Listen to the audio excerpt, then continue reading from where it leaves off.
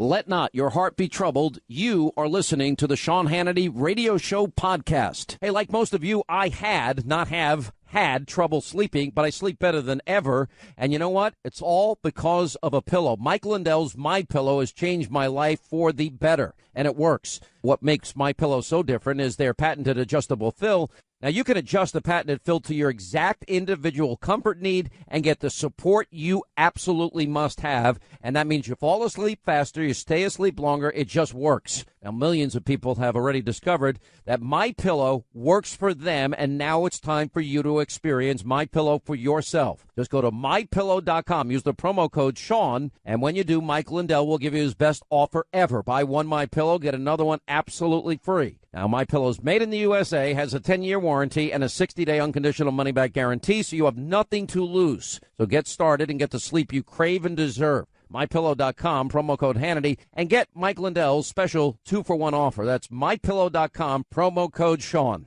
All right, a spectacular news day. By the way, it's hard. I'm not complaining about my job because these are unbelievable, unpredictable, fascinating times, and I'm so glad in many ways that I have literally aligned myself with a team of people that have just done the work of a lifetime in terms of exposing what the mainstream media refuses to expose. I mean, Sarah Carter will join us later. You know, Freedom Caucus members have been spectacular. Then you've got John Solomon. Then you've got Tom Fitton over at Judicial Watch. Then you've got, Victoria Tunsing and Jay Sekulow. And it was about a year ago that we told you, and not quite a year yet, that we told you that, in fact, Trump Tower was being surveilled, that a FISA warrant had been obtained. And it has now taken this long in this effort to unpeel every single layer of the onion, where we now know everything we've been telling you. And we knew then, and I know more now that's coming, but I can't reveal it until I can confirm it totally. But we now know that everything that we have been saying to you is true. And the rest of the media has failed on a spectacular level. I mean, these, when all is said and done and the chips fall where they will, it's going to be an awakening moment for the country, in as much as they will recognize and understand the level of deceit and lying and the political agenda of pretty much everybody else in the media, and that they will be exposed with more egg on their face than even we know now exists. They are now in a defensive posture because they know that they have been wrong, and they are clinging to their lie in the hopes that Robert Mueller is at a crossroads now. Robert Mueller is either going to try and do something, quote, spectacular, and I don't know. I mean, after his leaking yesterday that the media ran with, they absorbed it like it was manna from heaven for them, and then he's either gonna go one way or the other. He's gonna recognize, oh my God, this is really bad. What we've been doing is wrong. There's a lot of corruption here. I never recognized the truth on a lot of these issues. Or he's just going to try and double down on stupid and double down on the witch hunt. And based on his previous conduct, and his conduct yesterday, frankly, was all a distraction. Everybody knew that at some point the special counsel would want to talk to the president. Everybody knew that he would talk to Bannon. And they were acting all day yesterday like this was the most spectacular news. And they did what they've been doing now for a year, and that's breathlessly and hysterically reporting something that had been old news for a long time and had been discussed for a long time. And meanwhile, as we're digging and scraping away and trying to get to the truth and facts, we're reporting last night what has been totally corroborated and confirmed, but I knew it last night just as I was going on TV. I mean, literally, I was rewriting my monologue up until 8:59:30 last night because of the breaking news that the U.S. government officials have now confirmed that they were able to recover the 5-month missing period of Strzok and Page text messages. I mean, to think that there's 50,000 of them, 50,000. Now, the good news is, as I reported last night, the Justice Department has recovered them. And that is the missing text between, Robert Mueller's anti-Trump lovebirds, Strzok and Page. The bad news is, from my perspective, is now the Justice Department wants to screen those texts before they turn them over to Congress. I think we deserve to see it. How about just release them all? How about show the American people the truth? I mean, this is a guy, you got to remember here, they hate Donald Trump, F Trump. They have said every negative, vicious, hostile, nasty thing that they could say about Donald Trump in these text messages. And I think one of the most, on top of them talking about an insurance policy, which means, well, in the unlikely event that Donald Trump wins, we need an insurance policy. And then you've got them discussing how this is, again, Peter Strzok is literally exonerating and writing an exoneration letter for Hillary Clinton in the email server scandal with James Comey before they ever investigate the case and the main players involved in that case. Now, first you got to go back and you got to say to yourself, well, what evidence, Hannity, did we ever have that what Hillary Clinton did was illegal? Okay, well, we know that it is a crime to mishandle classified, top secret, and the highest classification of special access programs, specification programs, and that all of which were on the secret server in the mom and pop shop bathroom in the closet. We also know that from the original drafts of Strzok and Comey that they used the legal standard gross negligence, which in their many, evolutions of trying to exonerate Hillary, they put in and they took out. They put in and they took out.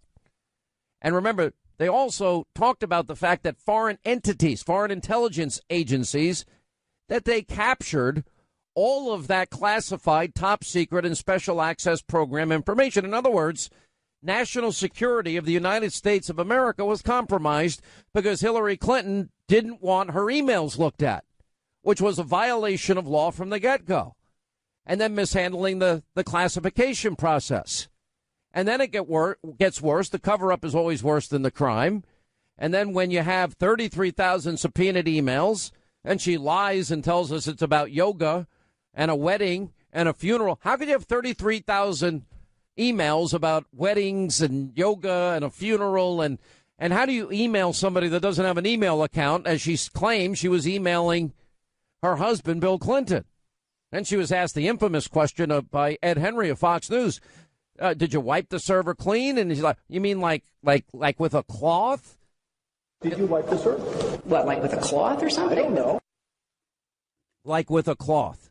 No, she acid washed it with something most Americans had never heard about, because most Americans would never think or conceive of the idea, we've got to delete these emails. And as a matter of fact, we've got to get rid of them forever. So we'll acid wash, bleach bit, and we'll remove them forever. And just in case any of them ever made it to a mobile device, we'll just smash those mobile devices with a hammer and beat the crap out of them. And the few mobile devices that they did hand over to the FBI were meaningless and useless because they didn't have any SIM cards in them, meaning all the information was gone and destroyed. Now, we've been able to recover some of that, and even James Comey on July 5th had confirmed that she did a lot of these things, but no prosecutor would ever prosecute. Baloney, they wouldn't prosecute. So you imagine what is unfolding before our eyes here. So you've got, in a case, putting aside that she, according to Donna Brazile, rigged the primary. Her words, not mine. Bernie Sanders. Then you've got the FBI, the FBI director, James Comey, writing an exoneration letter with Peter Strzok, who hates Donald Trump, and is talking about insurance plans in case Trump wins with his mistress and his girlfriend. And they're writing it in early May. They don't even interview Hillary Clinton until the 4th of July weekend. And then July 5th, Comey comes out and exonerates her for 13 and a half minutes. We all thought that, wow, he's gonna pull the trigger. And and the rule of law is going to be upheld and the Constitution is going to be upheld. No. But then we now got from the other text messages, not the 5 missing months yet. We haven't gotten those. Then we find out that, oh, what a profile in courage. This is on July 1st, 3 days before they ever interviewed Hillary. They're talking about Loretta Lynch. Yeah, the same Loretta Lynch that it was exposed that she met with Bill Clinton on the tarmac, and she's the Attorney General of the United States, and she's supposed to be following up on the rule of law, but she makes a very, very fun. I'll just go along with what the FBI says. Well, that's after talking to Bill Clinton for 40 minutes about their grandchildren, if you buy that lie. And then 3 days later, they interview Hillary. The fourth day, Comey comes out, and Comey exonerates Hillary pretty much. And so the primary's rigged. Comey struck, and apparently Loretta Lynch and Andrew McCabe all knew she was never going to be found guilty. Then Hillary's paying $12+ million through her campaign, funneled through a lawyer, through the DNC where she controls the money, according to Donna Brazile, $12+ million to Fusion GPS, which never verifies what the MI6 agent Christopher Steele has put together. And that is a dossier full of Russian lies, salacious lies, propaganda that Fusion GPS founder Glenn Simpson admits in his testimony he was shopping and coordinating with the Hillary campaign to shop it to the media.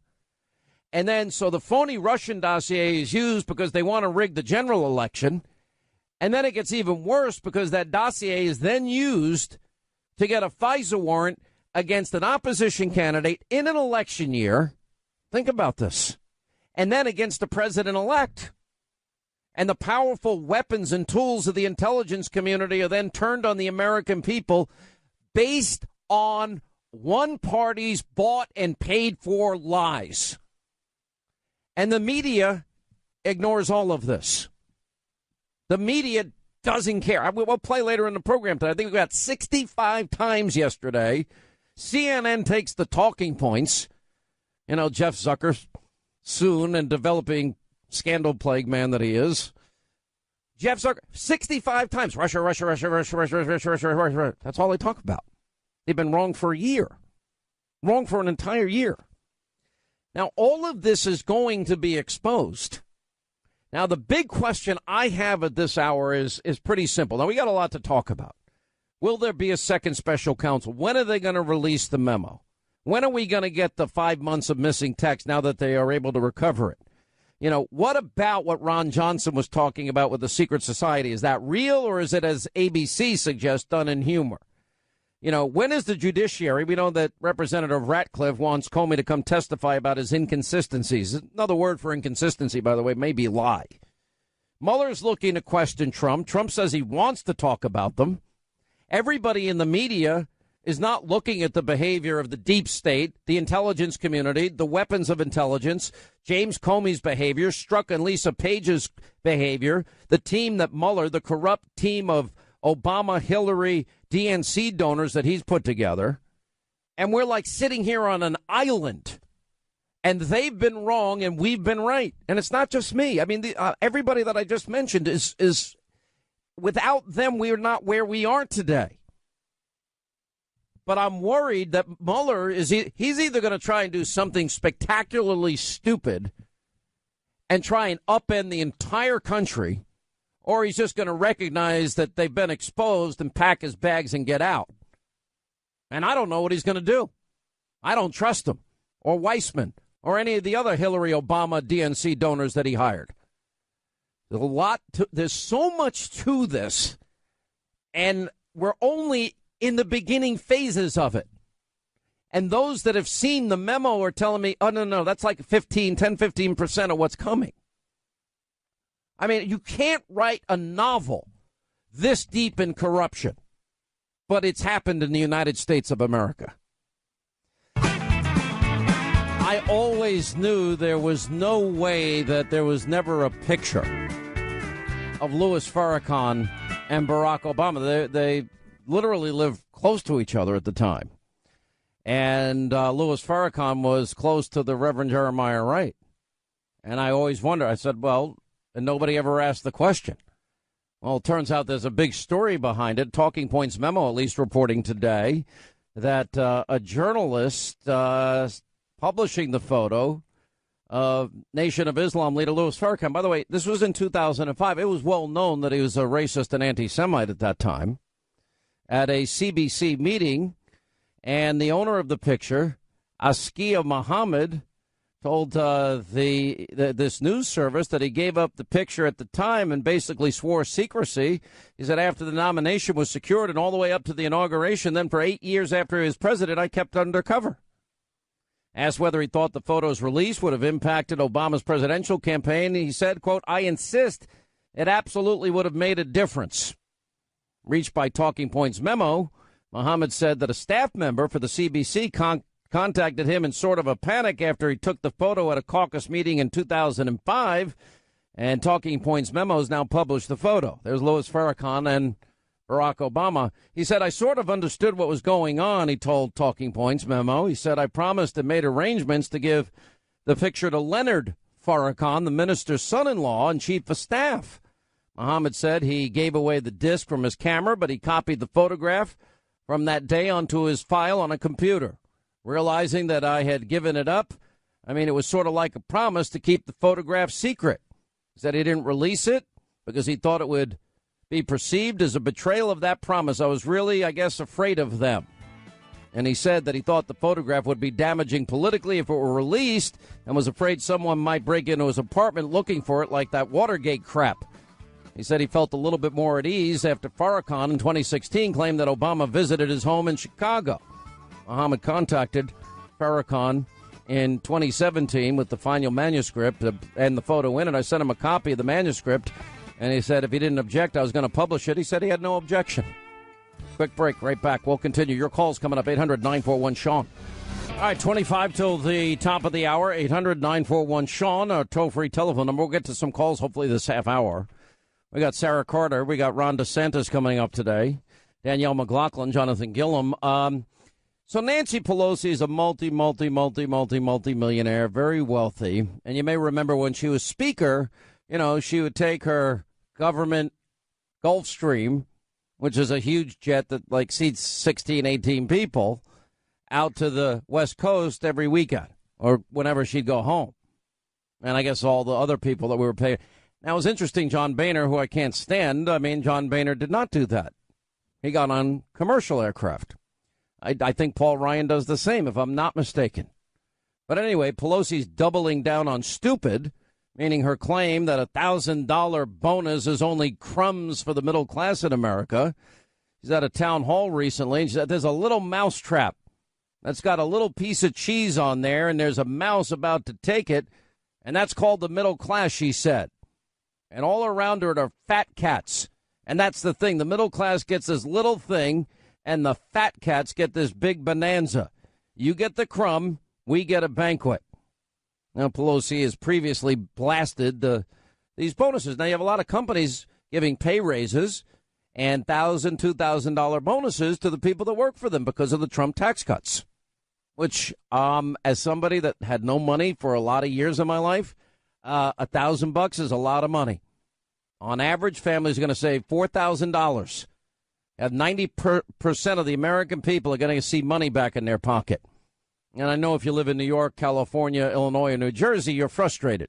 My advice to you is elect people that believe in limited government and spend less money.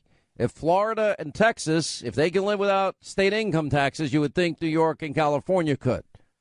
But those socialist utopias cannot. And as a result, they're literally losing billions of dollars every year because people are saying, you know what, I've had enough of your picking my pocket and I'm getting the hell out of here. Anyway, so she said that before. Here's an interesting development. Kerry Pickett at the Daily Caller is writing about. She's a nice person. We love Kerry Pickett on this program. Great reporter, nice person. I give Lois Lane in leather. Okay, I did not say that. You did. I know she loves that nickname. Yeah, but she works hard. She pounds the pavement. She always shares good tapes that she has with us. She gives us great stories. She really does. And, she does it just to get the story out. She's passionate about what she does. Anyway, And she wrote about that Trump associates who are sucked up in this Mueller phony Russiagate investigation are now considering filing a suit against the Justice Department for what amounts to malicious prosecution. And they may seek to recover tens of millions of dollars in damages that were incurred during what appears to be a baseless investigation. You know what it's like, by the way, if you're under investigation? You know what they try to do to most people? Bankrupt you. They try and drive you into poverty. And they've got literally a well of, endless sums of money. And it's not their money. What do they care? Anyway, witnesses subpoenaed by Congress to answer questions. And Charles Grassley's going to apparently release Don Jr. and his time. I can't wait to see it personally, because I know Don Jr. did nothing wrong.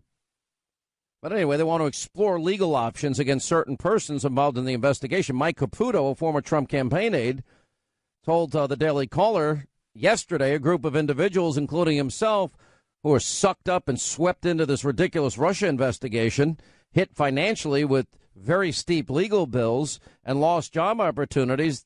Well, they're now considering filing a lawsuit against the federal government. It appears, they say, as if the FBI and Department of Justice were weaponized against the president and his associates, including me.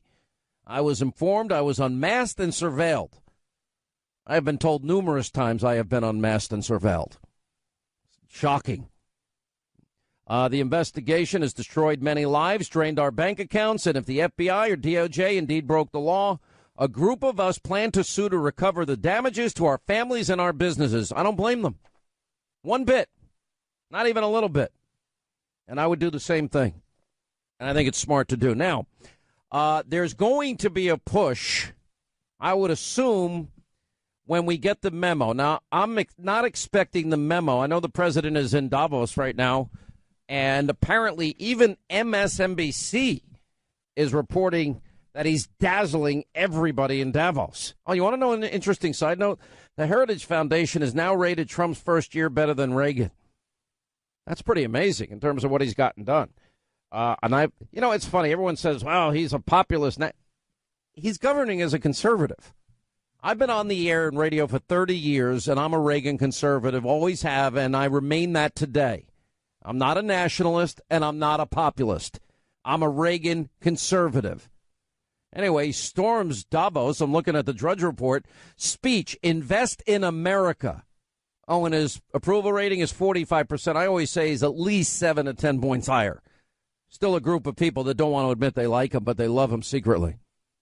Dow is up another 200. I guess now we're going to be headed to 27,000. I'm still not a believer in the Dow. Sorry, you're not going to suck me in. Just like I'm not a believer in Bitcoin. But, you all do what you want. Check in with your own people and make your own decisions. I don't know. I like to be able to touch it, feel it, see it. Just the way I'm wired. I grew up with parents that grew up in the Depression. And they beat it into my head. Save money, save money, save money, save money, save money. And I don't blame them because they didn't have any. Anyway, so there's going to be a push after this next week when the memo's released for a second special counsel. I actually think it probably would be a good idea at this point to investigate all this corruption. The good news is what I reported last night on Hannity, the breaking news I came into the show with last night is, the 5 months of missing text are being recovered. Look, I don't know about the secret society. ABC News, and I was just getting wind of this as I was coming on the air last night. I didn't have enough time to investigate it because I was breaking this other news and I was on the phone for like an hour and a half about the 5 months recovered. I don't know what he was talking about. I mean, I did see the text that ABC released, and their interpretation of it was set in humor, the off-site meeting comment, but I don't know. I'll let you read it yourself and you can make the decision. And what else? We have Comey stating July 5th, no one at the DOJ knew of his decision to clear Clinton, except Peter Strzok and Lisa Page and apparently Loretta Lynch. And I think apparently also Andrew McCabe. But Comey testified before the House Judiciary in September of 2016 that he made the decision not to charge Clinton after she was interviewed on July 2nd. Remember, July 1st is the text where, Loretta Lynch is showing such a profile and courage because she knows nothing's going to happen. Pretty amazing. Comey should also be asked why he stole government documents. Comey's got a lot. Listen, Comey now hired that Columbia professor. How convenient that he leaked information to the New York Times for the very purpose that his BFF Robert Mueller would get appointed. And I know Mueller wants to question Trump, but you got to understand, as it relates to that, no attorney is going to allow this to be open-ended. There's going to be a lot of negotiations behind the scenes. Look, it's a credit to the president. There's an incredible picture on Drudge you got to see. It's Obama, Robert Mueller, and James Comey. I mean, you got to go take a look at this. It really is scary for those of us now that are following this as closely as we have and everything that we've discovered, that the fix was in, that it was rigged, a whole dossier issue.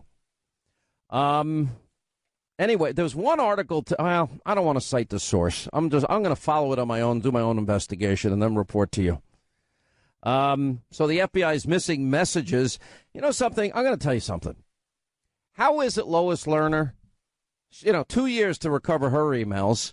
How is it Hillary deletes 33,000 subpoenaed emails, bleach pit, acid wash, busted up mobile devices? How is it Debbie Wasserman Schultz the same thing? How many times is this going to happen? Things go missing conveniently. The House Intel Committee could vote on releasing the FISA memo next week. Alan Dershowitz was on last night, and Alan Dershowitz and I don't agree a lot on politics, but I think he's on track here. I worry Mueller is going toward obstruction of justice, and that would create a constitutional crisis. He's right.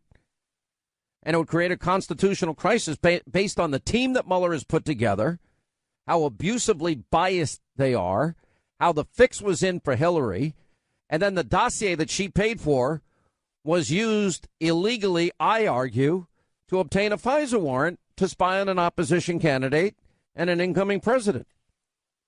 And let me get to our busy phones here. By the way, faith in the FBI has plummeted as 49% of plurality now demanding a special prosecutor. American people are so much smarter than the media. They get it. They understand all of this. I'm telling you right now, they're hiding something. And all of this is coming to light very quickly. They left too many crumbs behind them because they thought Hillary was going to win. Now let's get to our phones. Nikki is in Wisconsin. Hey, Nikki, how are you? Glad you called, and happy Thursday to you. Hi, how are you? I don't think that the Mueller investigation ever had anything to do with Russia or collusion or anything of the sort. I think it was, and I think the emails that just came out as far as Strzok not wanting to be a part of it until he decided it was to lead to impeachment, that's the whole reason for this whole investigation in the first place, I think. I'd be really interested to see. There must be an email that came in between those two, wouldn't you think, from Page? As far as why did he all of a sudden be interested in a questioning about an investigation which would lead to impeachment? Okay, an email between who and who? Between Page and Strzok? Strzok and Page. The one email where he sent out that he wasn't interested in being on the... and then he said, wait, if I could be a part of history, in an impeachment, I really should do this, yeah. Right, and I think, and that was 2 days after Mueller was appointed, right? It kind of makes you think, doesn't it, that maybe there was a lot of coordination on a lot of levels, doesn't it? I mean, the people that are dismissing this, frankly, are only people that have immersed themselves in a lie, immersed themselves in never Trumperism. And once your ego, it's sort of like, did you ever notice anybody that ever says that their doctor isn't the best, or their dentist isn't the best, or their school isn't the best? Does a human ego want to ever acknowledge that they picked a bad doctor, dentist, or school for their kids? It's the same thing here. They've immersed themselves in a lie, and it's going to take a lot for them to now open their eyes and see the truth, right? And if the Democrats take over the Congress, the House of Representatives come, the election, they're going to go to impeach. They don't need any charges brought against Trump. All they need is a report that comes out from Mueller that asserts that there was some. You're getting ahead of me. Going on. You're very smart, and you're getting ahead of me. At some point during this midterm election year, we're going to have to make some important decisions. And one of the things I will warn you right now that is going to be a factor in the decision of how you're going to vote, a lot of these congressmen and women do not deserve to go back to Washington. But if Nancy Pelosi ever gets the House and is the Speaker, I promise you they will try to impeach him regardless of how the outcome is here. Their hatred for this man is that acute. And we're going to have to make a decision. We're going to have to basically, suck it up and vote for some people that we know are not 100% true to their word. It will be lesser of two evils in some cases. But if you don't do it, the country is going to be sent into a constitutional crisis, perhaps the likes of which we've never seen. I don't want that for the country. It would be very, very ugly. So I don't know if you agree with me. Lou, real quick in Florida. Lou, we got about 45 seconds. Okay, thanks for taking my call, Sean. Okay, since you've been reporting that the DOJ is releasing the so-called lost texts, okay, why should we not feel confident that since the DOJ sessions, won't release everything that's pertinent, and important for us to see?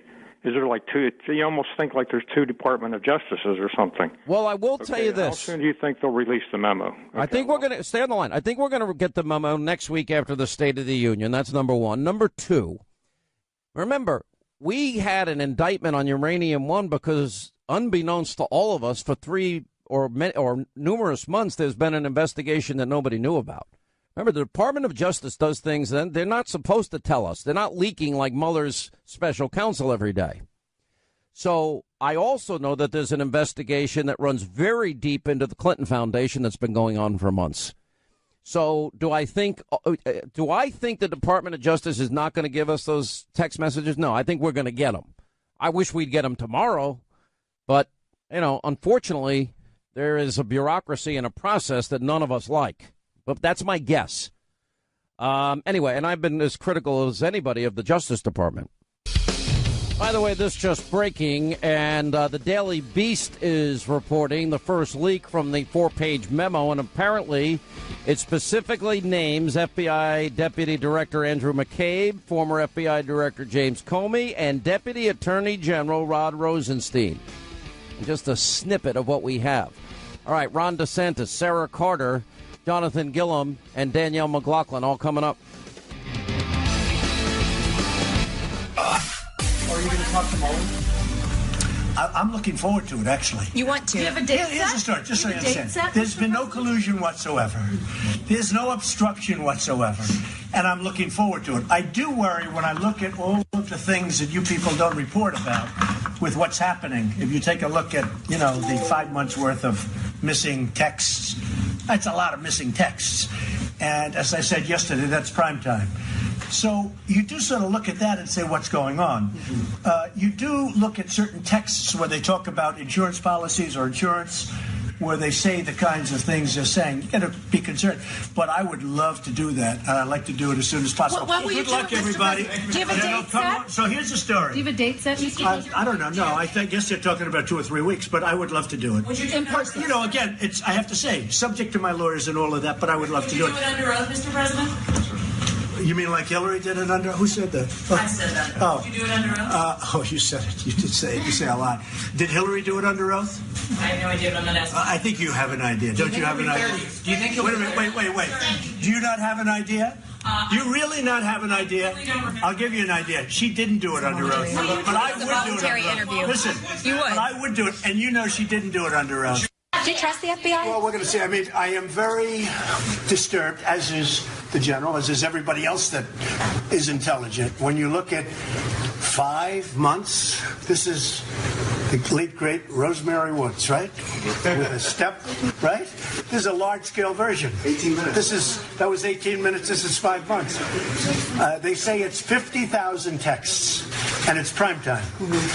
That's disturbing. Say hello to your parents. Should McCabe go? Should McCabe go, Mr. President? Should McCabe go? Well, McCabe got more than $500,000 from essentially Hillary Clinton, and is he investigating Hillary Clinton? So should he go? Do you remember, did anybody hear many of my speeches where I talked about McCabe? He was the star of my speech. This isn't now. And I said a man who was more or less in charge of the wife got $500,000 from Terry. Terry is Hillary. And, yeah, I mean... Do you regret having him as your acting FBI director then? You know what? I keep out of it. You'd find that hard to believe. I keep out of it. That's the way it fell. He's been there. It's one of those things. But he was the star of many of my speeches because he got from 5 to 700,000, whatever the number was. Got that money for the wife. Yeah. And you know, in Virginia, it's very interesting. Wait, in Virginia, you don't have to spend the money. So I never checked as to whether or not they spent the money on the campaign. How much of the money did he spend on the campaign? You know, All right, that was the president from the gaggle yesterday. If you noticed and paid very close attention, the media's, oh my gosh, he's gonna testify before Robert Mueller in the investigation. Of course, with the lawyers' input, which I doubt any lawyer is going to allow Donald Trump to walk in and talk to somebody like Robert Mueller and his merry band of corrupt Clinton and Obama and DNC donors, and has assembled a team of people with questionable ethics like Andrew Weissman, a guy that once held back exculpatory evidence in a case, lost 9-0 in a Supreme Court overturn, and lost in a case that he had put 4 Merrill executives in jail by the Fifth Circuit Court of Appeals. And the tactics have been brought into question, as Sidney Powell has described many times on this program. I doubt they're going to allow Donald Trump to walk in and say, oh, ask anything you want. It's not going to happen. I accept that the president basically is telegraphing, well, I've got nothing to hide. The big news that we have been talking about today, and I broke this last night just at 9 o'clock while I was coming on the air, and that is that we have now learned that U.S. government officials, that the inspector general recovered the text, and that covers that 5-month missing period of time, and has taken possession of at least 4 phones belonging to Strzok and Page. And the Justice Department now saying they want to screen missing Strzok and Page texts before giving them to Congress. And then we've got a battle going on as the FBI and Department of Justice, I don't think this is Jeff Sessions, by the way, in any way, going after Devin Nunes and wanting to know what's in the memo, although I'm sure they already know. And Devin Nunes of the House Intel Committee is saying, excuse me, but we're investigating you, and we're not going to tell you what we have. And so many other things. Was there, in fact, a special, but now there's talk of a second special counsel. Then, of course, some people are suggesting after ABC News broke last night that Ron Johnson's comments about a secret society meeting off campus, meaning an off-site meeting, whether or not that was in jest or not. The Judiciary Committee now looks like they may question James Comey. Representative Ratcliffe wants Comey to testify about his inconsistencies. That's a big deal. Mueller, of course, I would argue the special counsel leaking hard yesterday to distract from all the negative news that has been exposed about this counsel, about this investigation, and things that they are not investigating. It was almost about a year ago when Sarah Carter and John Solomon first broke the story that Trump Tower had been surveilled, that a FISA warrant had been obtained. Fascinating how the news media fixated and focused on Donald Trump, saying, oh, it looks like I was spied upon. Well, in reality, he was. And the media got it wrong. And the media has been chasing a little rabbit around the same circle now for the entire year with no evidence of Trump-Russia collusion. And meanwhile, they're missing the biggest story in their careers.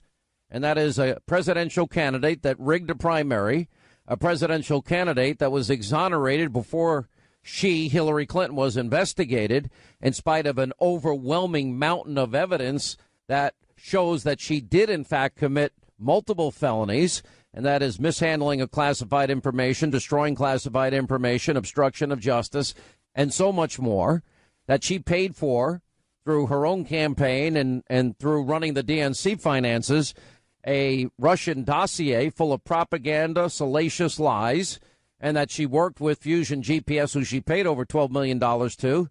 They tried to shop all of this to media outlets in America to lie to the American people to influence an election, and then that phony dossier was used as a foundation to get a FISA warrant against an opposition party in a presidential election year, and then a president-elect and his entire team. Now, this is beyond any scandal in American history. I don't know how else to describe it. I Makes Watergate look like a case of stealing a Snickers bar from a candy store. Anyway, Sarah Carter has been all over this now for the entire year. We've been unpeeling the onion, and it looks like everything you've reported and we've been talking about is now coming true.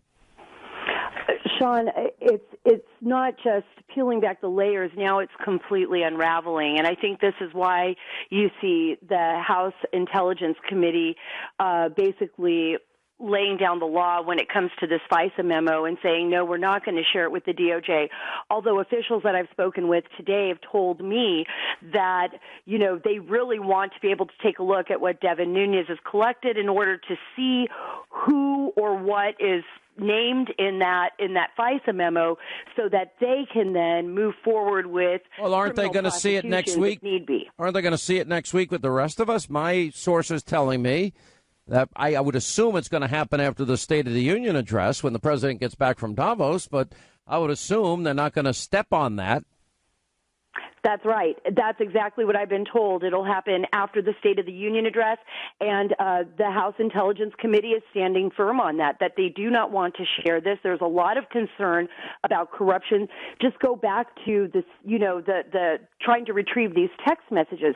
All you have to do is ask yourself, why in the world did the FBI in the first place say they could not retrieve those text messages? I can't tell you how many phone calls I got after that story broke from people that conduct forensics. This is their life. People within the FBI and who had worked at the FBI and said, don't buy it. It's a lie. It's a bald-faced lie. If they have those cell phones, they can get those text messages, even if they were wiped clean, because they have capabilities. They leave ghost prints. We all do. All of our phones leave these ghost prints behind. So remember, everything out there can be exposed and read. And they said that's why a lot of times bad guys microwave their cell phones, bust their cell phones with hammers, try to use bleach bit on their computers, and destroy their hard drives. And I think that's something we remember from the past, right? We saw that happen. Hillary Clinton's phones, they were busted with hammers, and that's the reason why. There are ghost prints left behind. So it appears that the IG, the Inspector General... I want you to slow down, because what you're saying here is literally chock full of information. And I want you to slow down and explain this whole ghost print thing. Okay, from the beginning. When you text someone, when you send a message or an email through your phone will capture, this is according to the people that I've spoken with, those text messages. Now, you go in and you delete it. You think, okay, I've gotten rid of that. I'm clearing my history. I'm going to wipe out my phone. But it doesn't work because your phone, I'm not talking the server, your phone itself will retain markers that FBI forensics experts and intelligence experts can find. Now, those markers, once they're discovered, will then reveal the text messages. This is very important. Informants that have worked with the FBI, people that I've spoken with in the past week, they have shown me documents where they have signed off their phones because they were informants and have given permission to the FBI to retrieve their data. And in fact, one person in particular actually had the Samsung 5, the exact same phone that was being used by Lisa Page and Peter Strzok. And they said to me, even though their phone was cleaned, even though they had erased their phone and they had told the FBI, hey, look, this phone's, it's clean now. The FBI was like, no problem. Give us your phone. We've got a forensics team and we can retrieve any data off of that phone that is left behind. These are called, ghost prints. And those ghost prints will then, and I'm not a forensic expert, but those markers will then enable the forensic expert to actually pull those text messages out and view them. So they should be able to find all, if not the majority, of the text messages between Lisa Page and Peter Strzok. All right, stay right there. Sarah Carter, sarahcarter.com is her website. We'll be breaking new news tonight on Hannity, 9 Eastern on the Fox News Channel. We're putting it together now and all the latest developments as the media has failed spectacularly in all of this. All right, as we continue, Sarah Carter is with us, Fox News contributor and investigative reporter. All right, let's get to some of the other issues here. You're working on a couple of stories for tonight. Can you give us a preview? Yes, well, one of them is dealing specifically with the recovery of the cell phones, and the other one I'm looking at is this battle between the Department of Justice and the House Intelligence Committee over this FISA abuse memo. And think about this, Sean. This is so important because this was the beginning of everything, and as you mentioned at the top, this was the very beginning when we discovered, John Solomon and I, when at Circa at the time, discovered that there had been a warrant into the Trump campaign and a warrant into the server. Remember, they were looking at the server system that was off-site of Trump Tower, but directly related to Trump. And then we said to ourselves, well, what's going on here? And then we discovered later on that people within the campaign were being monitored. And then we discovered this dossier. And as each layer of this onion peeled back, then we discovered by a story in the Washington Post that the dossier was actually paid for by the Hillary Clinton campaign and the DNC. And we saw all the discoveries with Fusion GPS and how tangled up they were with the DOJ. Bruce Orr at the DOJ, his wife, Nellie Orr, who was working for Fusion GPS, who was the embattled research firm that was at the time paid for to put together this dossier with this ex-British spy. So you can't even write a movie like this. I mean, I don't think most people would believe it. And every time you turn a corner, you discover something new. And I think there's concern with members on the House Intelligence Committee and other members in Congress that something gets covered up. This is what they said from the beginning. The DOJ's Inspector General is doing a report. We are conducting our own investigation. It's a check and balance. We will reveal our investigation, let the IG reveal his investigation, and let's see where all of this stands. And I think that's where they're heading, that's where they're going, and it'll keep everything apropos, they say, because the IG certainly doesn't want to be manipulated by anyone. And from what I hear, the IG is conducting a very intensive investigation, including interviews with a slew of FBI agents and others within the DOJ. We've seen some of that information already leak out to the public in the stories that we were able to talk about and publish. We've also seen a number of investigations being conducted by Congress, but each one will check itself out. And I think that's the reason why they don't want to share this FISA memo with the DOJ. All right. Thank you, Sarah Carter. Your website, sarahcarter.com. We always appreciate you being with us, and great work. We'll break all this wide open. The latest developments tonight at 9 on the Fox News Channel. Ron DeSantis of the Freedom Caucus has seen the memo. He'll join us next. Boy, is this a sad state of affairs about our politics in general, that you have members of the same committee dividing along party lines and having competing memos. What do you think is going to happen here with the much hyped memo and now the response memo? Is it going to come out? Will we get to judge? Well, it shouldn't come out because, I mean, I've read it and I've read the underlying source material. It is profoundly misleading.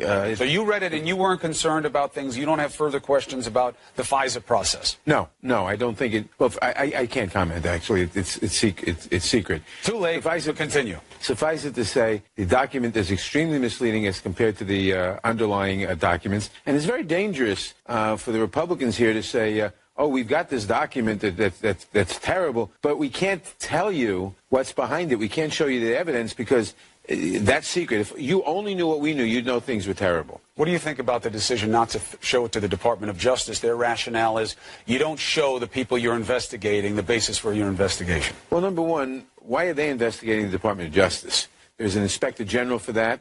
But number two, the Department of Justice is the agency which determines, which got all these secret documents and classified information. And you really should. You're playing with the national security of the United States if you're going to release documents based on classified information without at least showing and hearing from the department why it's dangerous or what you can release and what you can't. I mean, the Department of Justice is not claiming the right to stop them from releasing it, but they're saying at least show it to us and let us tell you what's dangerous and what's not. Gerald Nadler always has been and continues to be a hack. 800-941-SEAN, toll-free telephone number. I'll tell you, he's been doing great work. Before that, you heard Senator Chuck Grassley of Iowa accusing the FBI of playing hide the ball on this Russia probe. Here we are a year later, no evidence. But everything we discuss about a FISA warrant against a opposition candidate in an election year, and then a president-elect and his team, and then the FISA court issuing a warrant based on an opposition party bought and paid for phony Russian propaganda dossier.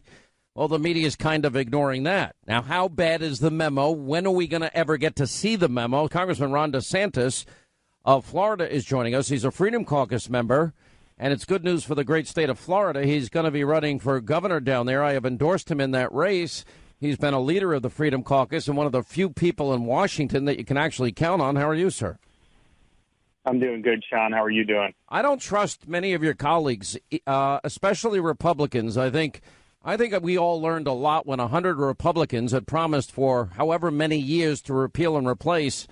When they get the opportunity, had no intention of ever doing it. So there's very few people that I like and trust. And, you know, because of where you stand, I think you're one of the guys we should trust and can trust. Well, thanks, Sean. Look, we need to get this memo out. We will get it out. There's just a process that the guys on the Intelligence Committee are going through because this procedure in the House hasn't been used for a while, if ever, and they just want to make sure they do it right. They should not give the memo to the Department of Justice or the FBI, though. I mean, think about it. We've been pulling teeth for 4 or 5 months to get the documents on which the memo is based, and they fought us every step of the way. Finally, under threat of contempt of Congress, Deputy Attorney General Rosenstein turned it over, and the Intelligence Committee members were able to review it and then create the memo. But our job is to conduct oversight over these executive branch agencies. They don't have any right to conduct oversight over the Congress. They're just an inferior agency in the executive branch. And so the media is kind of trying to play hide the ball there a little bit by acting like Nunes should be walking over his memo to Rosenstein. And here's the thing about protecting... Well, wait a minute. Isn't the House investigating, you know, what's gone on at the FBI and the DOJ? And I'm not accusing the Attorney General of anything, but in other words, what has happened within the highest ranks, Loretta Lynch and maybe before her Eric Holder, but certainly Comey and Strzok and Page and McCabe and Rosenstein themselves.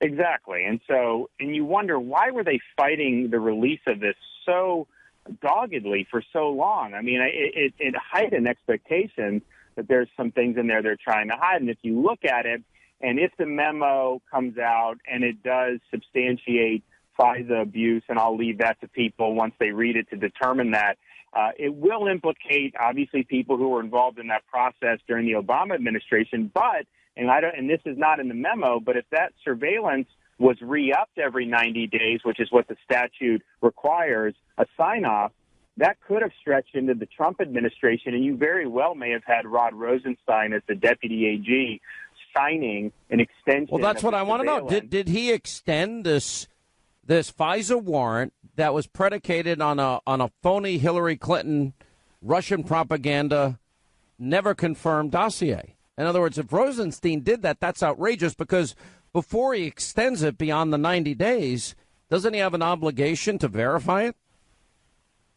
Exactly. But remember, Comey, even in as late as the spring of 2016, said the dossier was salacious and unverified. And I think when the memo comes out, I mean, I can't say anything about it, but I think you'll get a fuller picture on some of this stuff and on not only what was used, but what was verified. And so I think those questions will be answered by the memo. So you have this situation where if Rosenstein comes in, he's one of only a couple guys by statute who are even allowed to do this. And we know Jeff Sessions was recused. So one of the follow-up questions once the memo is released is, did Rosenstein sign one? And if he did, and he didn't go back and verify any of the stuff in there, then obviously he would be complicit, even if it's after the original surveillance, after that fact. But then that would explain to you why he was so insistent on fighting turning this stuff over to Congress, because I think he knew that if he signed it and Congress found that there was abuse, that he could be implicated as well. Well, let's go through the whole thing here and tell me what part of this I might have wrong. And by the way, I'm not even discussing Uranium One, but So we have an investigation, and I say the evidence is overwhelming, incontrovertible, on Hillary Clinton and the email server scandal. Number one, it never should have been off-site. She has not only a fiduciary responsibility, but a national security responsibility to keep that information safe and secure. So she puts all of this off-site, mishandling of classified, top-secret, special access program information. That's a crime. She destroys 33,000 subpoenaed emails. That, to me, would be a crime of obstruction. And then, just to make really, really sure, she acid washes it with bleach pit, and then she busts up her mobile devices with hammers. Okay. Then we get the fix in. We have Comey and Strzok is a Trump-hating, Hillary Clinton-loving individual that says there's no there on Russia, but if I can impeach a president, then I'm interested, as he talks to his mistress girlfriend. They're writing an exoneration before an investigation. Okay. Then you got Hillary Clinton paying for a never verified, even by Glenn Simpson of Fusion GPS, Russian propaganda dossier, $12 million, her campaign and the DNC she's controlling, funnel it through a lawyer. And that is to rig the general election, just like she rigged the primary against Bernie. And then they also use it as the foundation of a FISA warrant against the opposition party candidate Donald Trump and an incoming president-elect Donald Trump and his team. Is there anything I've said here that's false? Well, I definitely can't dispute. I mean, I think there's even, more. I think you were a little kind with how they handled Hillary. Yeah, they gave her a total free pass. But remember, her underlings like Cheryl Mills, Huma, they were making false statements left and right. There was no false statement prosecution on any of them like you've seen with General Flynn when they rushed to interview Flynn at the White House shortly after the Trump inauguration. So I think when you look at the text message, and one of the reasons why we need to get the missing text messages, you see Peter Strzok's bias, and that's apparent, not just that he doesn't like Trump, but that we can't let Trump get elected or we need an insurance policy. But then the whole scenario you outlined, the questionable actions in both cases dovetail with Strzok's bias. I mean, I think that's the problem. The bias of itself is troubling, and you shouldn't have someone there with those views in those high-profile cases. But is it affecting your actions? And I don't see how you can look at Strzok and say that he was not influenced on that. He wanted to bring Hillary's case to a conclusion. He wanted to water down Comey's statement from extreme carelessness from gross negligence. But he has always wanted to go after Donald Trump. And that's what you see on some of this stuff. So I think we do have some good news. And I was able to break this last night on Hannity that, in fact, that the Department of Justice, government officials now have confirmed that they are recovering the 5 missing months of text messages. And so I've got to believe there's probably going to be more smoking guns as they continue that process of being able to get that information. But the fact is, we have that. Then now that brings us to Robert Mueller. Robert Mueller was appointed. We've now had a year investigation, and he was appointed because James Comey wanted it, because he leaked information that may be illegal to his Columbia professor, now attorney. How convenient. I guess they have attorney-client privilege. And then Robert Mueller, his BFF, is appointed. We have no evidence of Trump-Russia collusion. And then you set poor General Flynn up in a perjury trap because they surveilled, didn't minimize, unmasked, and release raw intelligence, and set him up for a perjury trap, even if he misremembered. And now we find ourselves where we are today. And I just want to know, when are we going to get the memo released, and how bad was it when you went over to see it? Well, I want to release as soon as possible. Those guys are working on it. I trust that they want to do it and get it out there, but we need to get it out there as soon as possible. And look, a lot of us have had questions about how all this stuff happened. We had our views about, especially when we saw Peter Strzok and all that thing. But you read it, and, it confirms some of my suspicions. And there are some things in there that really surprised me that I would not have expected. And it's not in a good way. So we need to get it out. It'll be important. The public will have intense interest in it. And I think it will cause there to be some further reshuffling in the DOJ and FBI. All right, we'll take a break. We'll come back. Florida Congressman, Freedom Caucus member Ron DeSantis. Don't forget, if you live in the great state of Florida, he is now running to be your next governor, which I think would be a great job for you. We'll come back. We'll continue on the other side of this as our breaking news continues. This is the Sean Hannity Show. All right, as we continue with Congressman Ron DeSantis, Freedom Caucus member. All right, so I got a question. Is the American people ever going to get this memo? And what do you think will be the reaction? Now, the Democrats are saying they're coming out with their own memo. They're playing politics, obviously. What would the reaction of the average person that's working hard every day at their jobs, that don't pay attention to this like we do? What is going to be their reaction? Well, I think there'll be a couple things. One, I think that they will be very disappointed in how some of this stuff was handled during the campaign. But I also think what it will do is really undermine the whole legitimacy of this collusion narrative. It's been really battered lately because there just hasn't been evidence, and I think more and more Americans have come to see it as political. But I think after this, I think they'll view it as very political, and I think there'll be pressure to have Mueller wrap up so we can move on with the country's business. But you watched the leaks from Mueller this week. I mean, it's obviously coming from his office. Don't you think that his corrupt band of Democratic donors and corrupt people like Andrew Weissman, and he appointed Peter Strzok and others, and Lisa Page were on this, don't you think he has a goal to take down the president? Don't you think he wants to go out with a splash? I do. Well, look, I mean, you have why he would have assembled the team he did. I just have no clue. I mean, he's either somebody who's trying to amass people who are against Trump, or he's the most tone-deaf individual that's ever operated in Washington. And this guy is a skilled operator. He's been around for a while. So I think he's made huge mistakes along the way here. But at the end of the day, the facts are the facts. But at the end of the day, you can indict a ham sandwich, can't you? Well, that's an argument, though, there's no collusion and there's no obstruction.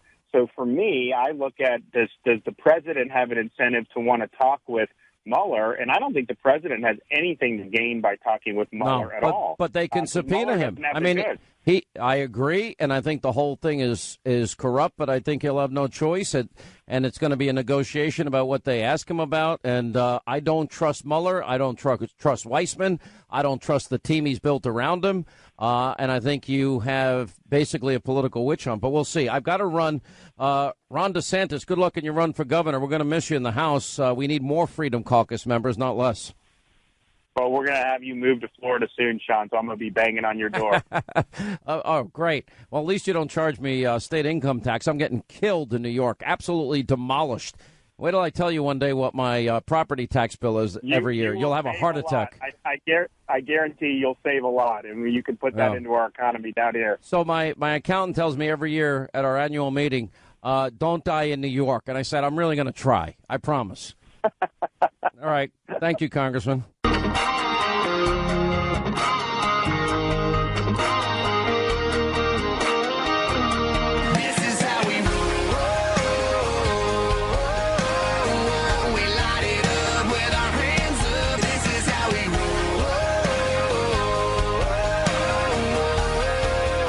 We have an informant that's talking about a group that were holding secret meetings off-site. What we have seen, what Johnny and I saw today, was a text about not keeping texts. Leader Schumer, what one thing did he get from Republicans to justify shutting down the government in the first place? So the one thing I would say that he did get is the potential for momentum. Holding them accountable. Sean gets the answers no one else does. Freedom is back in style. Welcome to the revolution. We burning down the night, shooting bullets at the moon, baby. This is how we roll. Sean Hannity. The new Sean Hannity Show. More behind-the-scenes information on breaking news and more bold, inspired solutions for America. Stay right here for our final news roundup and information overload. A dizzying 24 hours in the Russia investigation, no longer just inching toward the president. This morning, it is more like careening. Happening now, breaking news closing in. The special counsel's Russia probe closes in on the president and his inner circle. After 24 hours of bombshell reports and developments, another one. Just in, CNN has now learned that the special counsel, Robert Mueller, wants to question the president's former White House chief strategist, Steve Bannon. The outline of an obstruction of justice case filling in bit by bit. As NBC's First Read political team notes, if the optics around Bill Clinton's tarmac meeting with Loretta Lynch were bad, this is, quote, 100 times worse. It was a day of revelations in the Russia probe. If there's any day to be watching Ari, it is today. Russia, Russia, Russia. A lot going on. All right, glad you're with us. News Roundup, Information Overload, 800-941-SEAN if you want to be a part of the program. You got a media still reveling a year later with no evidence in this special counsel, Robert Mueller, and his obvious leaks. It was not ever breaking news yesterday that Mueller is going to want to talk to the president or ask the president some questions. But I know for a fact Mueller and his team are absolutely livid that they have been exposed as the politicos that they are, with the bias that they have and the corruption that exists, and the fact that if he'd open his eyes, he'd actually see real Russia collusion, except it's with Hillary buying and funding a phony Russian dossier full of propaganda misinformation that ultimately was used to obtain a FISA warrant against an opposition candidate in a presidential election year and then an incoming president-elect. He's livid about it and how he's going to react rather than just admit he's wrong, which would be the right and correct thing to do. Who knows what he's capable of? Anyway, joining us is the author of the brand new best-selling book, Sheep No More, Jonathan Gillum, Danielle McLaughlin, attorney, constitutional expert, who co-wrote the Federalist Society. You know, I've got to believe as a liberal, Danielle, that this would bother you. It should bother you that the head of the DNC in an election year calls Bernie Sanders one of the worst calls, agonizing calls in her life. Donna Brazile calling Bernie Sanders and saying that the primary was rigged. Then I think it would bother you as an attorney that we now discovered that the Trump-hating agent at the top of the heap, Peter Strzok, and James Comey are writing an exoneration months before they ever talk to the main people being investigated. And then Loretta Lynch, quote, she knew that it would never happen. It was a profile in courage that she probably knew. And Andrew McCabe probably knew. And then I think it would really bother you that if one candidate of one party has an unverified, turns out to be false Russian dossier with salacious materials, and it's then used to get a FISA warrant against an opposition candidate, and they're also using the dossier to misinform the American people purposefully, and the people that they're paying are coordinating with the media, and then it's used on a president-elect. I've got to believe that would piss you off, that a side of you has to be civil libertarian, and that you see that the powerful tools of intelligence, the weapons of intelligence that we give the intelligence community are being used against Americans. I would think you're as angry as I am and say, you know what, Hannity, this isn't left or right. This isn't conservative, liberal, Republican, Democrat. This is about our Constitution. Hi, Sean. Hi, Jonathan. You know, I can agree with you on some of that, and I can disagree on others. I think that Loretta Lynch on the tarmac with Bill Clinton was a disgrace and was unacceptable, and I'm glad that she recused herself from anything further to do with Clinton. As it relates to the dossier, if it wasn't properly used to get a FISA warrant, and I want us to find that out, then I am right with you. That was inappropriate, and I want the OIG or whoever it is, I want heads to roll. I will say that the Democrat funding of the dossier was in the final months, and prior to that, it was funded by the Washington Free Beacon, as we all know. The last thing I'll say is, as it relates to the rigging of the primary, you know, Clinton won that by about 4 million votes. I do agree with you that there was some favoritism within the DNC. Whoa, stop for a second. If it's rigged and the other guy has no shot, which is what happened, you've got to stop and say, wait a minute, why did that happen? And then if the fix is in an investigation where we know crimes were committed, because mishandling classified information, top secret, special access program information is a crime. Destroying such is a crime. Deleting them when they're subpoenaed is a crime. Using acid wash bleach bit is a crime. Busting up mobile devices is a crime. And I'm just wondering, do you have the intellectual honesty to just admit, you know what, Hannity, you've done a lot of work here. You're right on this. You know what I do? I work really hard to be intellectually honest with you because I think it's really important for us, either whatever side we're on, to be able to say when our side is wrong. I find it very problematic that that machines and iPads were smashed. I will say that they were backed up. The 30,000 missing emails were emails that her own lawyers determined were not relevant. Excuse me. Whoa. When they were subpoenaed, she didn't get the choice of picking which one she wanted to hand over. So stop spinning it. You do actually, because and by the way, do you know anybody in your life that ever used acid wash on their hard drives, bleach fit? Do you know anybody? No, I don't, Sean. I really don't. I think it's some sort of a software. I can't pretend to be an expert on that. Jonathan, I mean, the case is overwhelming. It's incontrovertible, and we have a media covering for her, and we got a special counsel that's out for blood. And he put together an abusively biased team of left-wing political hacks and Obama and Clinton and DNC donors and no Trump likers. Sean, two things. One thing, I think if Danielle was able to see some of the stuff that I've seen from being in the FBI and certain places, I have no doubt that she would see things a little bit differently than what she does, because we both know her. She's an extremely intelligent and well thought out person.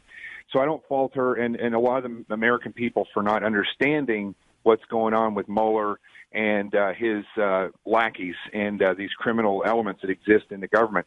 The reality, though, when you were explaining how Mueller and them were livid because they have been impeded on this Russia investigation, or they've been kind of discovered, the reality is I think they're running scared a little bit, although I don't think they think anything's ever going to happen to themselves.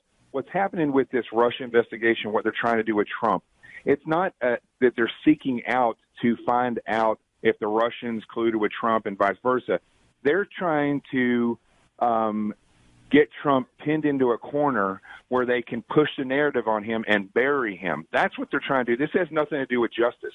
And I would hope that Mueller, who's a Marine and who's in the Army Ranger Hall of Fame, I would hope that when his head hits the pillow at night, that the full weight of his moral insurrections lays upon him and squishes him like a bug, that he realizes what he's done to the overall spirit of freedom in this country. It's absolutely sickening that somebody of his caliber. I want to know this. People like Susan Rice. When did he sell out? At one point in his career, is there? He's a man of impeccable integrity. At what point did he lose any sense of proportionality, and not objectively discern that what he is doing is wrong? Because a switch had to go off at some point if he was this great guy that everyone describes. Well, I have to jump in here. I don't see, and I don't know how the American people would also see how he has somehow been impugned or impeached. We know very little about this investigation. We have 2 people pleading guilty to lying to the FBI. We have what is typical in these kinds of things, which is... Wait a minute, what we have is no Russia-Trump collusion. Trump. None. Zero. Zip. Nada. Nothing. And also, Jonathan, I know you can speak to this, FBI investigations are undertaken confidentially. It's not surprising that we don't know what they know. We shouldn't know what they know. Wait a minute. Here's what we do know should be troubling, that they're writing an exoneration before an investigation. You ever hear of that before in all your years being a lawyer?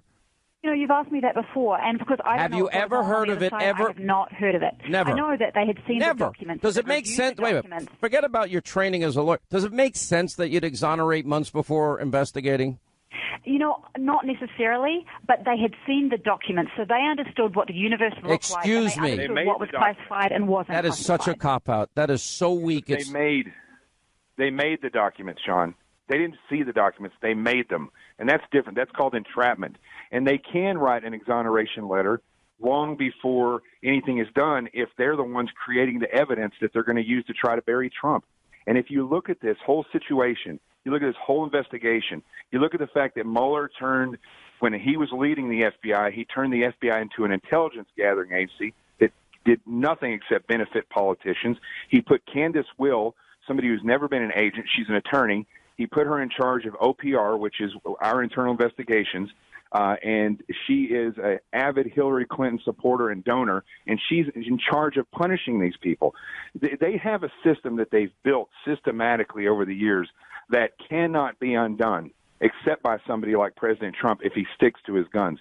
And that's why I keep saying, if you look at this for what it is, not what they're trying to make it out to be, it is entrapment, and it's created by these people that are these deep state leftist subversives, like Mueller, like Comey, like Rod Rosenstein, like Susan Rice, like President Barack Obama. All these people, they all work together. Let's look at this objectively, okay? Bill Clinton, impeachment in the late 90s. Originally, Ken Starr looked at what he was doing as it relates to financial transactions in Whitewater in Arkansas. He ended up being impeached for perjury, for lying. Same thing with Nixon. It was perjury. It wasn't the act itself. It was the lying about it. So the fact that this is a possibility for Donald Trump, I'm not saying it's going to happen or it's not going to happen, is not entirely ahistoric as we look at what special counsels have done in the past. Well, what happened with Nixon? See, this is a perfect example of this. What happened with Nixon was he got caught when they tried to cover stuff up, and they tried to manipulate a system to cover things up. But they got caught doing that. It's the reverse now. The people that are doing the accusing are creating the evidence as they continue the investigation.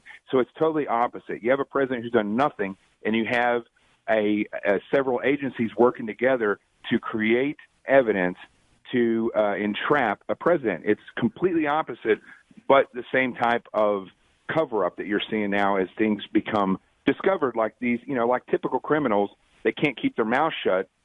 In this day and age, they can't keep their texts hidden. We got to take a break. More with Danielle McLaughlin, more with Jonathan Gilliam, and your calls, 800-941-SEAN, toll-free telephone number. All right, as we continue, Jonathan Gilliam and Danielle McLaughlin is with us. I'm having a hard time understanding your position, Danielle, because I would think that you would be as outraged as I am, as Jonathan is, at what has now happened to the country. I mean, if you're using a FISA warrant predicated on a false dossier paid for by one candidate and it's not verified or corroborated, I would think you'd be angry. I don't hear real indignation in your voice at all. If it's true, I will be indignant, but we don't know if it's true or not. And that's okay, excuse me. You got to keep up with the news. It's true. Is that because of Devin Nunes's secret memo that he won't share with everybody? We've now reported this over a month ago. It was over a year. It was about a year ago we reported for the first time that the Trump Tower was spied upon with a FISA warrant. What else do you need? That has not been established, and this is a claim. Excuse me, it has been established. The president made that claim. No, it's been established. We know that there were people who have been wiretapped, people like Paul Manafort and others, because of a counterintelligence investigation that was going on because of some dodgy dealings with Russia. And as we know now, Manafort and Gates are under indictment for an enormous number of financial crimes. The way that the president suggested that there was a bug in Trump Tower, that is not borne out to be true. What's your reaction, Jonathan? Well, so here's the thing when it comes to these wiretaps and with the dossier, you need to look at the big picture of this, and it would take longer than what we have right here. But overall, this dossier was created by the DNC with, I believe, full knowledge of the head of the FBI and these individuals that were at the top at that time. It was passed across to them. It came through McCain as well, which is, he's no hero of mine. And when it got to the FBI and the DOJ, it was taken to the FISA court. It wasn't handed down to agents. It wasn't taken in by agents at the investigative level. This all happened in the senior executive service level, the McCabe's, the Strzucks, and the political appointees. They took it to the FISA court, and it was pushed back for one of two reasons. They either did that on purpose because they're working with a corrupt judge who made it look like, oh, you need to fix this, or he really did say fix this. They took it back, just simply changed it, handed it back to him, and then they got a FISA to do these things. But here's the important thing about this. Every single time they needed some evidence of a meeting, it just appeared. And how do they do that? They either have a source that's a Russian ambassador, a source somewhere that's trying to set up meetings with the Trumps, just like they do with the Clintons. when these people are running for office, they have meetings with these ambassadors. But all of these were recorded, either because they had FISA or because simply it was an ambassador from another country, which often gets listened to. And these things were overheard. Their names, Trump and the rest of them, their names were leaked, and the narrative was created. Nothing came out of it. Nothing was proven. Right. But I the got to great take a lie break. was pushed forward. All right, thank you both, Danielle McLaughlin, Jonathan Gillum. When we come back, wide open telephones. We have an amazing Hannity tonight, 9 Eastern on the Fox News Channel. Quick break, right back. We'll continue. 25 till the top of the hour, 800-941-SEAN. If you want to be a part of the program, we'll get to your calls here in just a minute. So remember, I call CNN the whole network, CNN fake news. 195 plus times they said all on the network. Because it's gratuitous and they're trying to get attention and they need ratings and nobody pays attention to them at all. So in a 24-hour period, if you can believe this or not, CNN, ignoring all the things we talk about and tell you every day, no, they're focused on the Russia investigation. And in a 24-hour period, mention it 61 times. We've captured it. All served briefly on Special Counsel Robert Mueller's Russia investigation. Russia investigation, the whole Russia investigation. It is Russia investigation. From all things Russia investigation. There's a major development potentially in the Russia investigation. The Russia investigation. Russian affair and Russian investigation. From the Russia investigation. It would hinder the Russia investigation. In the Russia investigation. Russia investigations. The Russia investigation. The Russia investigation. Of this Russia investigation. From the Russian investigation. Russia investigation. The Russia investigation. In the Russia investigation. Breaking news this morning on the Russia investigation. A major new development in the Russia meddling investigation. Breaking news in the Russia investigation. The Russia meddling investigation. Russia investigation has recused himself from the Russia investigation. The Russia investigation from the Russia investigation. It's part of the Russia investigations. But we start with the major development, the Russia investigation. Russia investigation. Russia investigation. The Russia investigation. Russia investigation. Russia investigation. The Russia investigation. And if the Russia investigation. A massive Russia investigation. The Russia investigation. Is the Russia investigation now heating up? The Russia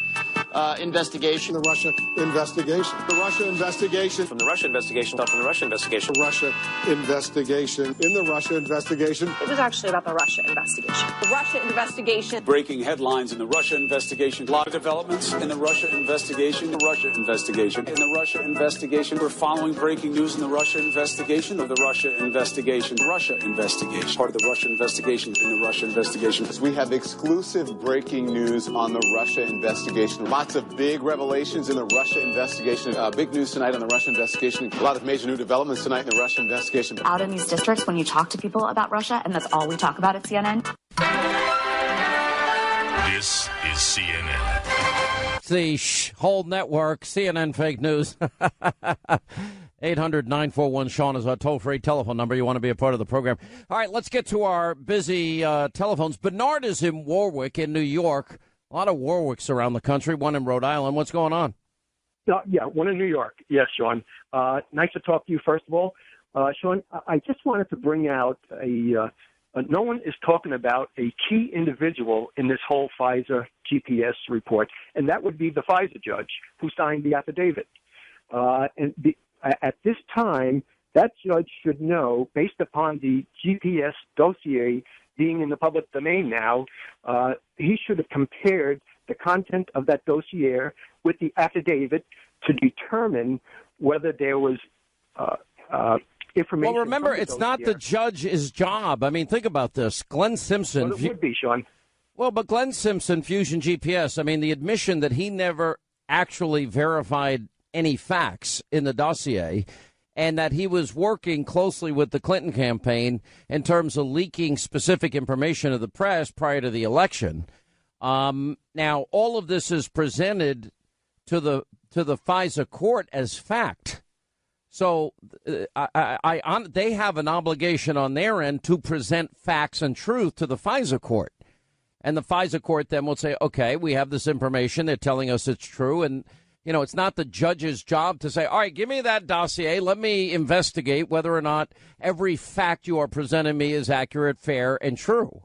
Otherwise, they'd never get anything done. So he has to accept it. He has to accept it as fact. the people that are on the wrong side of that are those that made the argument, presenting it as fact when nobody had verified it, and it turns out to be not true. They presented false information. Well, yeah, you're absolutely right in some regard.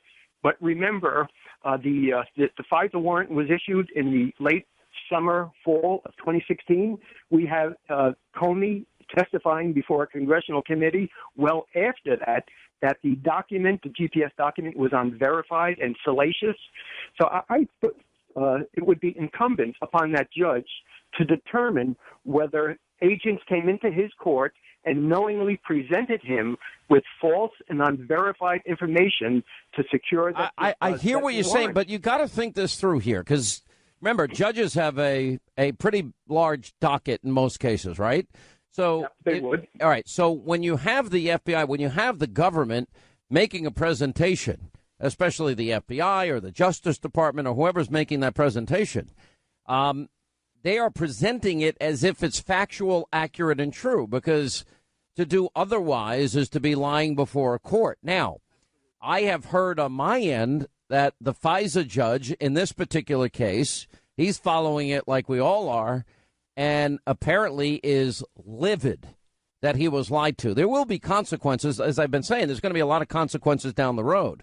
I think people are going to be going to jail. This is one of the areas where I think that's going to happen.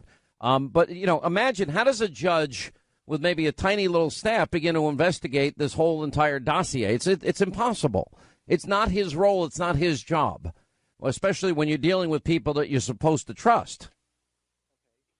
Well, yes, but obviously, if that judge is living on the planet Mars at the moment, this has become such a significant issue.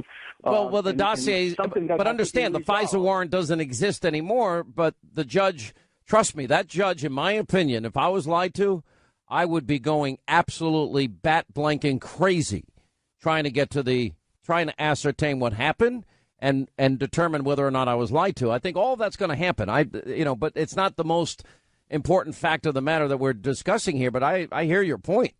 I mean, I think you're right. How does a judge possibly begin to verify everything in a, and by the way, remember, for a year, Fusion GPS never even acknowledged that the Clinton campaign and the Hillary-run DNC had financed the whole thing. That was not presented to him. Remember, it came through somebody in John McCain's office. Back to our phones. Matt in Harrisburg, PA. What's up, Matt? How are you? Glad you called, sir. Sure thing, Sean. First, kudos to you and the team for bringing all this to light. But been watching, the other news outlets with their coverage of the stuff you've been working on for a year, and they're acting like this has just been hatched in a back room here in the last. By the way, they're avoiding it like the plague. That's why I played the CNN piece. Russia, Russia, Russia. They are clinging to their lies because they know this is embarrassing to them. Yeah, I have been watching. Chris Cuomo has actually been doing a couple segments on it. He had one last night. He's supposed to have another one tonight. But they're painting it as conspiracy theories, by right-wing radicals, Fox News. Do they have any idea that there are actual reporters like Sarah Carter, John Solomon, that have been working on this for the better part of a year? Yeah, look, we first broke this almost a year ago when we went on the air. I actually went back and dragged up the transcript of it. Big breaking news that, in fact, Trump Tower was surveilled and that it was a FISA warrant. We had it right from day one. So my question is, do you think that they have anybody on their staff that is even actively looking at this, or are they just ignoring it, hoping it goes away? You would think they would want to try and uncover the truth. Listen, you know what they're hoping for? Listen, I know for a fact there's no way that there's no way that Mueller and his people, and Comey too for that matter, are not following the developments of this story that we are breaking every day. They're not watching the other channels, I can promise you. And I have gotten, feedback, let's say, that I know that they watch, and I know that they're listening, and I know that they're following, and I know that they are livid because they never thought that this was going to happen. They all thought Hillary was going to win. And, in spite of they thought they were so powerful that they'd get away with all of this. Well, my only fear is that the deck is stacked against us, and it's going to be stopped somehow, some way. But I certainly hope that you and your team keep moving forward because this needs to get pushed into the end zone. Matt, I promise you this, and look, it's like it is a team effort. I mean, Sarah Carter, John Solomon, Tom Fitton, Greg Jarrett, Jay Sekulow, Victoria Tunson. We're not even touching the new developments that are emerging in the Uranium One story. Remember, we had a guy that was an FBI informant, lodged deep inside of all of this that has all the evidence there. The only thing I get warned about is, well, if officials knock on your door, call me, meaning my attorney. Don't talk to them. That's what I'm being told. But I will tell you that, I never knew how bad the swamp was or journalism is, and it is so bad that I worry that the country in the end is going to be able to recover and get back on a noble path. Because America as a country, there's never been a country that's accumulated more power and abused it less than this one. There's never been a country that's accumulated more power and used it to advance the goodness in the human condition more than this one. And that's all predicated on the fact that we are all imperfect. This government is imperfect. If you read our framers and our founders, I love to quote Thomas Paine in Common Sense in 1776. And Thomas Paine said, we're the guides and dictates of conscience, meaning if human beings would listen to God in their heart, if it was irresistibly obeyed, there'd be no need for any other lawgiver, no need for government. And then he immediately dismisses it, but that not being the case, and he talks about the need and the formation of government, and it should be limited government. And what we have seen is a real sewer emerge. And I just never understood how bad it was until now.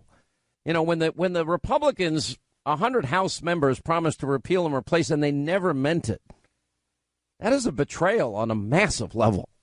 When 7 senators in 2015 vote for straight repeal, and then they won't do it when it matters in 2017. It is a betrayal on a massive level. I'm now looking at congressmen and senators as individuals. I'm not a Republican. I'm not a Democrat. I am a conservative. I'm not a nationalist, and I'm not a populist. I'm a Reagan conservative. Always have been throughout my entire career. It's amazing when some people call me and say, I first heard you when you were in Huntsville, Alabama in 1990. You haven't changed, and I haven't. I mean, I've evolved. Hopefully I've gotten smarter and more mature, a little wiser. But my fundamental belief system, my core belief system has not shifted. This is not nationalism, populism. This is conservatism. The president's policies have been conservative. They haven't been nationalist, populist. And it's a way that, I noticed Bill Kristol in an interview slamming Fox News. Roger Ailes wouldn't even recognize the place. And I'm like, you didn't know Roger Ailes like I did. Because I've not changed. And if you can't see corruption at the highest levels in the Department of Justice and the FBI, not rank and file, if you can't see it, then you've changed. I grew up admiring people like George Will. And I like Bill Kristol. Bill Kristol is just, locked into his destroy Trump, never Trumper, decision. And look, once somebody's locked into something, their ego, it's a very peculiar thing, but it's very predictable. They cannot possibly admit that they were wrong. And to admit that Trump is governing as a conservative to them is like the most painful thing in the world. Quick break. We'll come back. More of your calls straight ahead. We got an incredible Hannity tonight. Tell you more about that in a few minutes.